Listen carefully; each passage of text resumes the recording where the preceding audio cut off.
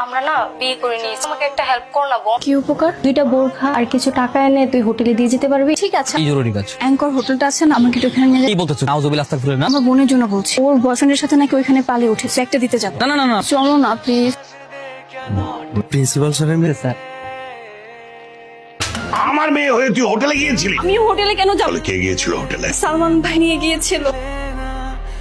ওই তুই আমি তো বাসায়। এক্ষুনি আমার বাসায়। তোর এত বড় সাহস, তুই আমার মেয়েকে নিয়ে হোটেলে গিয়েছিস? বিশ্বাস করো, আমি না যেতে চাইনি। সালমান ভাই আমাকে হোটেল দেখানোর জন্য নিয়ে গিয়েছে, আর যখন কিনা বলেছে হোটেলে থাকতে হবে, তখন আমি চলে এসেছি। তুই আমার সহজ সরল মেয়েটাকে নিয়ে হোটেলে চলে গেলি? হারামজাদা। মেরেই ফেলবো, মেরেই ফেলবো। তোকে আসলে জনগণের সামনে মানা উচিত। হ্যাঁ স্যার, কোনো সমস্যা নেই স্যার। আমি আমার শার্ট প্যান্ট সবকিছু খুলে ফেলছি যাতে রাস্তার সমস্ত জনগণ দেখুক আমি কিছু করতে রাজি।